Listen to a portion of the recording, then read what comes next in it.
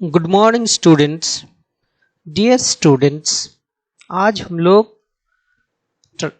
Interrogative, assertive, exclamatory sentences का कैसे transformation होता है एक दूसरे रूप में, उसके बारे में सीखेंगे। So let's start and welcome to Sekar English classes. First हम लोग यहाँ पे एग्जाम्पल्स देखते हैं। अब इसको जो है ट्रांसफॉर्मेशन जो interrogative to assertive, assertive to interrogative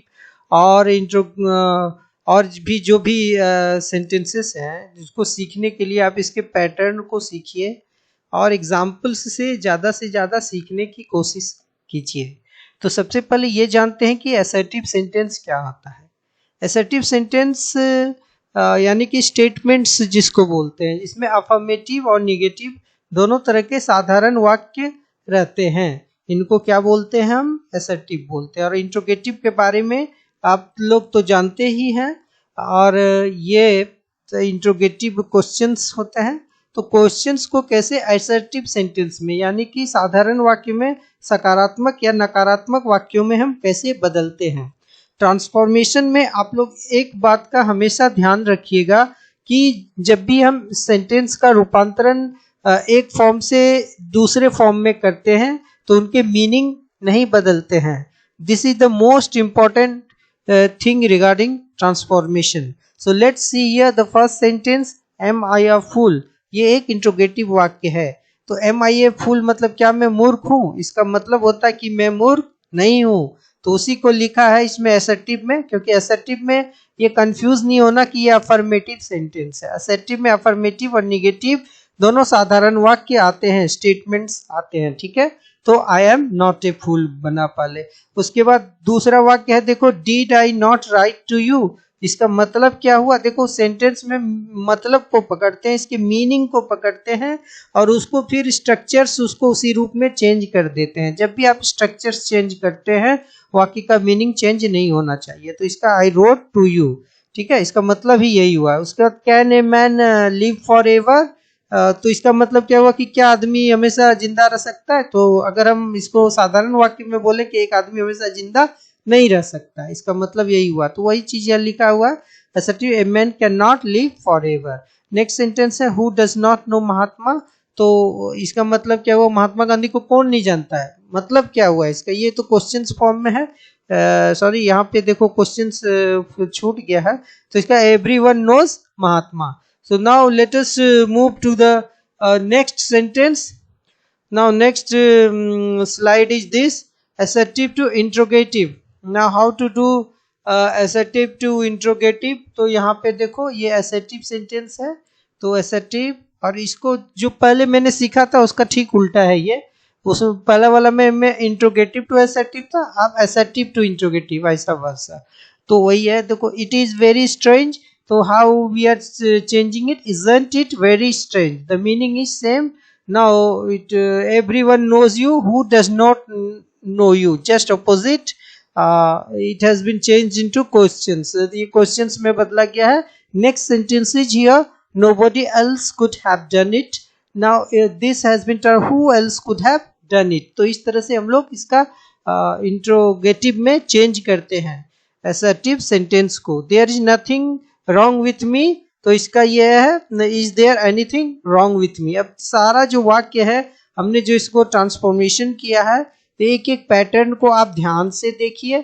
अगर आप इस पैटर्न को पकड़ लिए, एवरीवन से शुरू होने वाला कोई भी वाक्य है तो उसको हु लगा के इस तरह से हम क्वेश्चंस बनाते हैं। जैसे इट इज ये helping verb, it is very strange to isn't it very strange, just like question tag के रूप में हम इसको बनाते हैं। और दूसरा है कि आप देखिए यहाँ पे, जैसे इट इज वेरी स्ट्रेंज, ये क्या है? अफर्मेटिव है। तो जब भी इसका क्वेश्चंस के रूप में बनाया है तो सब में निगेटिव लिखा हुआ है। देखो, एवरीवन, ये भी अफर्मेटिव है, तो यहाँ पर भी ये निगेटिव रूप में क्वेश्चंस बना है। अब यहाँ पे देखो नोबॉडी है, तो नोबॉडी जो है ये क्या है? ये है निगेटिव सेंटेंस है। तो उसका जब क्वेश्चंस के फॉर्म में बना है तो अफर्मेटिव क्वेश्चंस बना है, इसमें निगेटिव क्वेश्चंस नहीं बना है। तो इस बात का इसमें ध्यान रखना, अगर यहाँ पे क्वेश्चंस में निगेटिव रहे तो जब भी क्वेश्चंस हम बनाते हैं आंसर्स में तो वो अफर्मेटिव होता है, और अफर्मेटिव रहता है तो निगेटिव होता है। यहाँ पर भी नथिंग देखो निगेटिव है तो यहाँ पे अफर्मेटिव होगा। Is there anything wrong with me? तो इस तरह से हम असर्टिव टू इंट्रोगेटिव सेंटेंस बनाते हैं। So now let us move to the next slide. अब इसमें हम एक्सक्लेमेटरी टू असर्टिव सीखेंगे। अब एक्सक्लेमेटरी सेंटेंस देखो, ये सब का जो ट्रांसफॉर्मेशन आप सीखते हो तो इसमें सबसे जरूरी बात क्या है कि आपको ये जानना जरूरी है कि एक्सक्लेमेटरी सेंटेंस क्या है और असर्टिव सेंटेंस क्या है। अगर आप ये नहीं जानोगे कि एक्सक्लेमेटरी सेंटेंस क्या है और असर्टिव सेंटेंस क्या है तो इनके आप निगेटिव फॉर्म कैसे बनाओगे?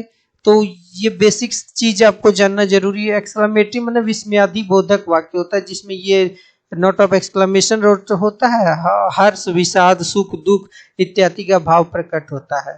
तो व्हाट अ लवली रोज, ये मतलब एक्सक्लेमेटरी सेंटेंस है। तो इसका हमने कैसे बनाया असर्टिव सेंटेंस में? It is a lovely rose, simple. O that I were young again, यहाँ पर भी ये एक्सक्लेमेटरी सेंटेंस है तो इसका हम लोग बनाएंगे आई विश, ये विश कर रहा है। तो सेंटेंस के मूल भाव को पकड़ेंगे और उसी तरह से साधारण वाक्य में इसको बदल देंगे। I wish I were young again, तो ओ इस तरह से जो वाक्य आएंगे तो उसमें आई विश करके या यू विश जो भी सब्जेक्ट होगा उस तरह से आप बनाना। इस पैटर्न को आप पकड़िए। तीसरा पैटर्न है देखो सेंटेंस का, if only I could win the prize. इसका मतलब होता है my greatest ambition is to win a prize. इसका मतलब को पकड़िए और उसको आप असर्टिव के रूप में लिख दीजिए। बस इस बात का ध्यान रखिएगा कि जब भी आप सेंटेंस का रूपांतरण करते हैं तो ये जो क्वेश्चंस का मीनिंग और आंसर्स का मीनिंग दोनों सेम होना चाहिए। हम इसमें सिर्फ स्ट्रक्चर चेंज कर देते हैं। नीचे वाला स्ट्रक्चर क्या है? असर्टिव है, और ऊपर वाला क्या है? एक्सक्लेमेटरी है। यहाँ पे ये सब में छूट गया है देखो। Alas mister Oraon is dead. देखो ये दुख का भाव व्यक्त कर रहा है तो होगा it is sad that mister Oraon is dead. तो इस तरह से हम एक्सक्लेमेटरी टू असर्टिव सेंटेंस बनाते हैं। Now let us move to the next slide. In this slide we will देखो क्वेश्चंस कुछ मैंने दिया है यहाँ पे। इसका जैसे प्रैक्टिस सेट्स ज्यादा से ज्यादा आपको ट्रांसफॉर्मेशन का जो है उसको आपको करना है। अगर आप उसको ठीक से करोगे तभी आगे सीखोगे। अब देखो change interrogative into assertive. Interrogative वाक्य हैं सारे, इसको आपको असर्टिव में बनाना है। तो इसको आप ठीक से देख लो। अब मैं नेक्स्ट स्लाइड की ओर मूव करता हूँ। इसको पॉज करके देख लेना। इसमें 5 वाक्य हैं। Is it a foolish idea when can their glory fade who will not help a man in distress?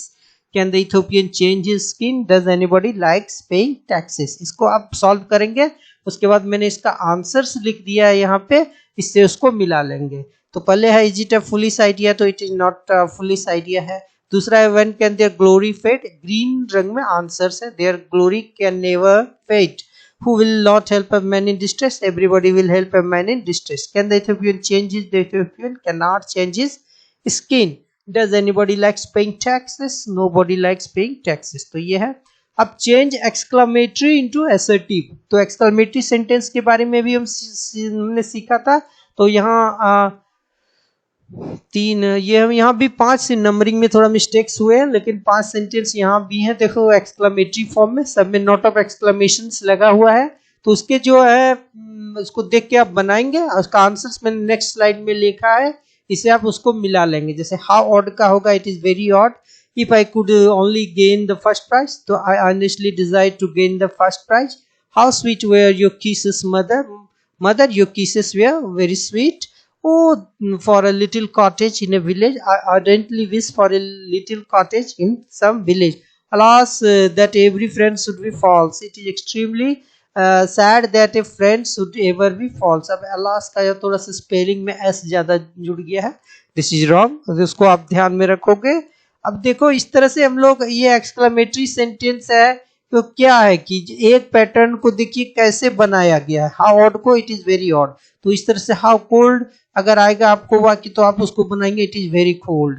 How naughty, तो इस तरह का वाक्य रहेगा तो कैसे बनाएंगे? It is very naughty. अब देखो यहाँ पे दूसरा टाइप का स्ट्रक्चर्स जो है वाक्य, जैसे if I could only gain the first prize, इसका मतलब क्या हुआ, I earnestly desire to win the first prize. तो मीनिंग के अनुसार जहाँ कुछ समझ में नहीं आए तो मीनिंग के अनुसार मीनिंग को पकड़िए वाक्य का और उसको असर्टिव के रूप में जो भी रूप में आपको रूपांतरित करने बोला है उसको कर दीजिए।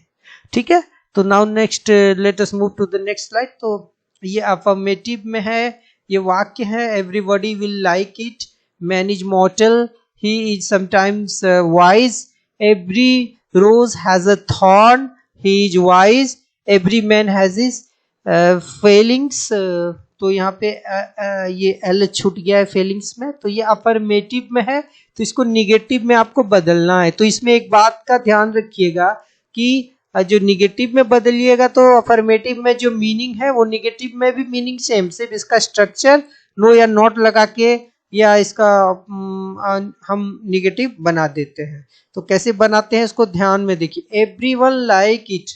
तो लाइक जैसे यहाँ पे एक चीज का ध्यान देखना, इस बात को आप समझ जाओगे तो फिर ये अफर्मेटिव टू निगेटिव और निगेटिव टू अफर्मेटिव आपको बनाना बहुत आसान हो जाएगा। जैसे कि देखो यहाँ लाइक है तो लाइक का उल्टा यहाँ पे लिख दिया डिसलाइक। जैसे मैन है, इमोर्टल है तो ये फिर इसका उल्टा लिख दिया यहाँ पे इमोर्टल। उसके बाद वाइज का लिख दिया है, क्या लिख दिया है, फुलिश। उसके बाद थॉर्न का रोज हैज अ, अब ये दूसरा थोड़ा स्ट्रक्चर हो गया, जैसे वाइज हो गया तो ये विदाउट विजडम करके लिखा है। तो अलग तरह एक तरह का स्ट्रक्चर जो हम अफर्मेटिव टू निगेटिव बनाते हैं तो इस तरह से बनाते हैं। जैसे एवरीवन विल लाइक इट, अब लाइक को डिसलाइक कर दिए और डिसलाइक के साथ नो लगा, जैसे no one will dislike it, तो दो निगेटिव मिलके एक पॉजिटिव बन ही जाता है। तो यहाँ पे no one dislike it, everybody will like it, तो एक ही मीनिंग आया।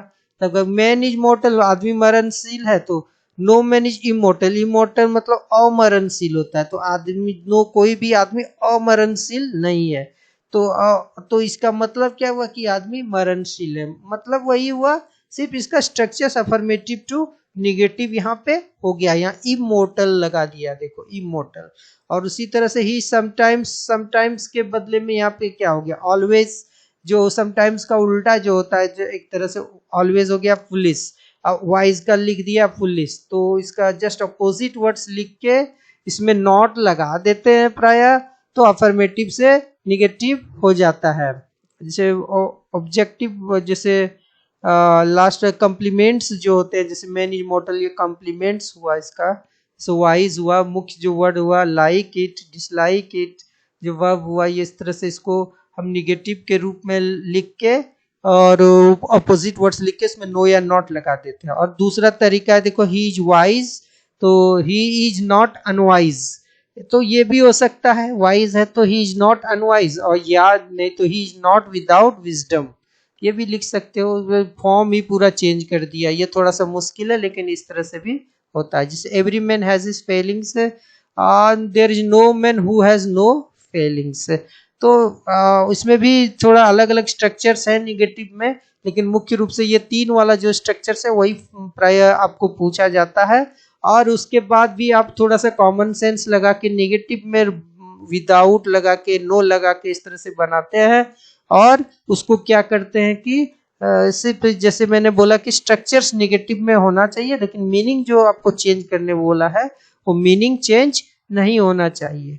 तो अब हम फिर आगे स्लाइड्स की ओर बढ़ते हैं। देखो निगेटिव टू, अब अफर्मेटिव टू निगेटिव है, तो अब यहाँ पे निगेटिव टू अफर्मेटिव है, तो ये निगेटिव वाक्य है। देखो यहाँ पे जो निगेटिव वाक्य है इसको कैसे किया गया है कि नेवर टेल अ लाई, इसका होगा ऑलवेज स्पीक द ट्रूथ।